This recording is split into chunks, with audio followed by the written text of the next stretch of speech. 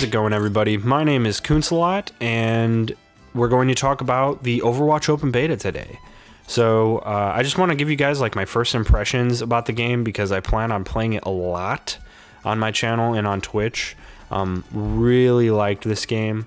So I'm just gonna play some footage of me as Reaper on Dorado at my friend's house, just in the background as we kind of have a more casual chat about the game.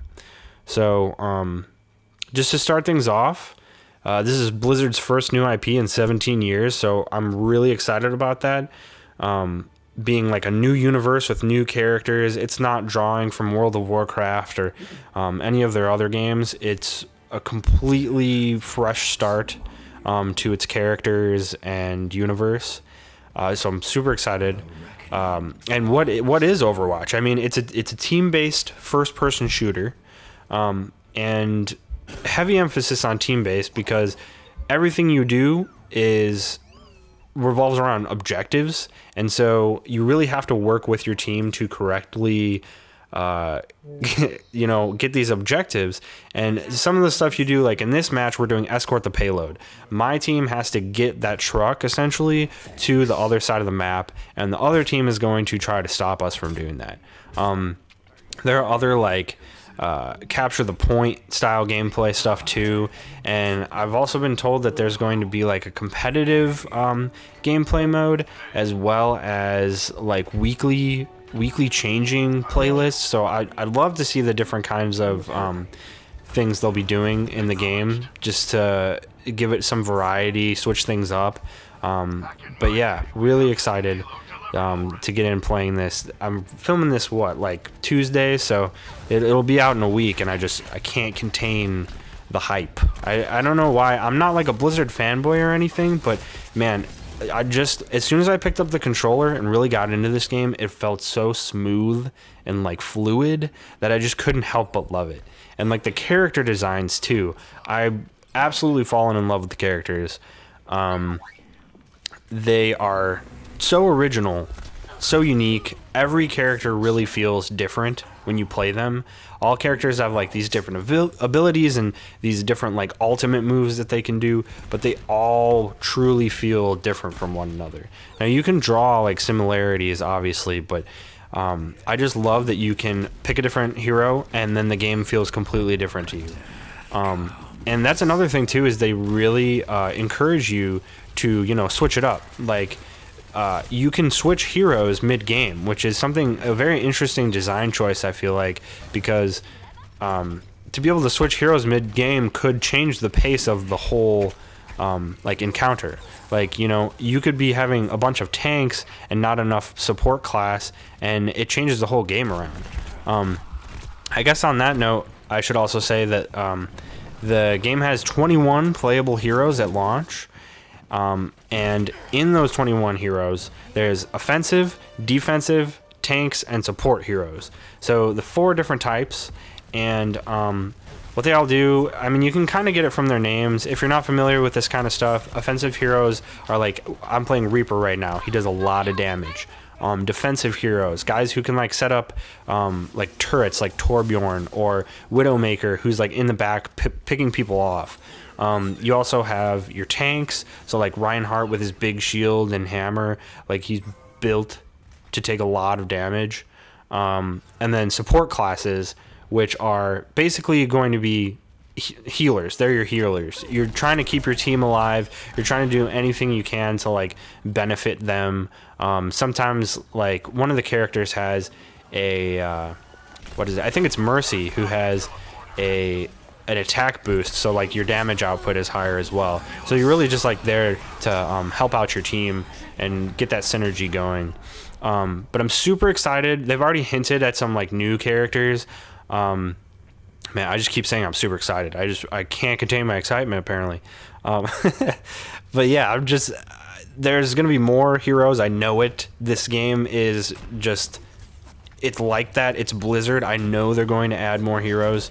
They've also teased things in the cinematic trailers, which, by the way, are absolutely phenomenal. I highly suggest you go watch them because they really flesh out. If you care about this game and its characters past the actual gameplay itself, go do yourself a favor and watch those shorts, because they expand on the universe, this interesting like comic book superhero style universe that they're going for, and it tells you some backstories to the characters. We just had the one called Dragons with Hanzo and Genji, who are brothers. It talks about them. It's beautiful. The animation is gorgeous. Go watch those if you're at all interested in the story of Overwatch. On that note too, I love how they started with this universe. They like totally handcrafted everything from the beginning and then built from there. Like they were like, we need this story, we need the lore in place before we start building stuff, so things just make sense. Like I feel like a lot of things in the game just clicked because they started with that. What else? So the game obviously is visually stunning. They put their Blizzard touch on it, like all vibrant colors, very smooth, very sleek. Yeah, it looks like I've seen more of their updates on like World of Warcraft and other recent games, and they just look really nice. And Overwatch is no exception here. The amount of polish they did on the game is very clearly visible, even in the characters. I mean, the types of things you can unlock for the characters, they have skins, which are like costumes, sprays, you can like tag the wall with like graffiti. There's voice lines, victory poses, animations. They have everything down for customization for your character. I mean, and the originality within those things, like the voice lines, really appreciate those. The skins, so cool. Like Hanzo, for example, I think he has a legendary skin that's called like Lone Wolf, and he wears this like wolf cloak, and even his bow like looks different. And when he normally does his ultimate, he shoots like 2 like spirit dragons out, but instead they're like wolves, and there's even howling, and you know, that kind of stuff gets me. I'm like, really? You thought about all that stuff? So cool. So yeah, I just, in terms of game design too, I just want to talk a little bit about like the maps and the choice of how you play the game. I guess like there's no radar, there's no sprint, there's no aiming down sights. Now Widowmaker, she's a sniper, so obviously she can aim down sights. That's like an exclusive character trait to her. And then the sprint, Soldier 76, who you just saw there, has a sprint function, but it's like unique to him. And then no radar is kind of made up for with the fact that some characters can like make the characters on another team visible through their abilities, like Widowmaker's ultimate, where she uses her like visor.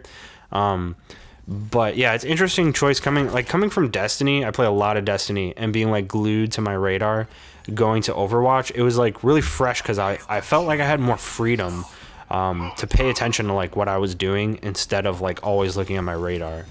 What else? Oh, the maps. So the maps are huge. The maps are awesome. They take place in different parts of the world in like an alternate future kind of. Again, look into the story. It's amazing. But the maps are very big, and they have so many different paths, because you have like Pharah, who's a character who can fly. You have Lucio, who's a character who can like run on walls, essentially. Tons of different opportunities for you to get around the map. There's certain places it feels like certain characters were made to go through that route as opposed to some other ones, because they have so many different levels, so many different just areas to come from.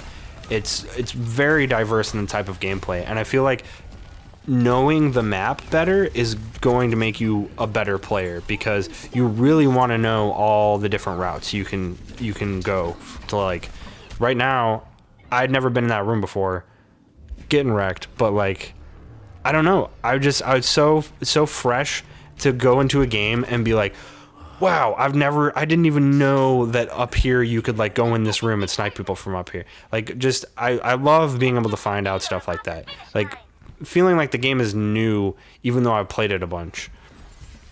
And I guess to wrap things up here, I think we are getting to the end of this match. I just wanted to talk a little bit about like what happens at the end of a game, because what happens at the end of a game is whichever team wins, they'll display your whole team. You get to see all their victory poses and whatever, and then you have a play of the game, which I really love the play of the game because it feels like oh, somebody did something awesome. Maybe you felt like you did something awesome during the game, and then if you did, the game recognizes that and it shows that to everyone. It's like, it feels more in the line of like how sports feel, but it's like, hey, check out this play of the game, like look at this awesome thing this person did. And it's a feature that I love. I would really like to see more games embrace something like this, but it really like hits home with the fact that like you're a hero and it's like, you did this, you're awesome. And then after that, it goes to a screen where you essentially like vote or like give likes to whoever you thought did the best on different objectives in the game. So for instance, you'll see it come up, but you might vote on somebody who had like an 18 kill streak, or somebody who like did this much healing, you know, like 2,000 points of healing, or like a Reinhardt who like blocked this much damage with his shield, and you can like vote on that stuff. And I feel like even if you didn't get play of the game, it's cool to see that, because you're like, oh, I'm an MVP for this game or something. And I really like that they don't focus on KD. It's just like fun, that you don't have to worry about that. The other thing along those lines too is they actually make it feel like every kill matters, because even if that red skull doesn't pop up saying like, oh, you were the one who finished them off, you killed them, at the bottom it lets you know like how much damage you did to a given player, and like it counts it as like you killed that player, like you contributed to this. And I love that feeling of it matters, like no matter if you're losing or winning, like you're just having fun. Yeah, so wrap it up. I would love to see this game get into esports, maybe. Who knows? I don't know if there's a future for it there. I would love to, so I'm probably going to be playing a lot. We've been seeing the community like blossoming on YouTube and Twitch when the beta was out, so I'm going to be doing a lot of more YouTube coverage, a lot of playing Twitch with my friends. I have a lot of friends who are planning on getting this. So, yeah, that's basically it. We lost. GG. But here you'll see me get play of the game real quick. This particular moment was really fun because I knew, you know, I was playing it safe most of the game, but I knew in this moment I was like, oh man, okay, there's one kill, there's another kill, oh, I got my ultimate, okay, that's play of the game. I like knew as I was playing that was play of the game.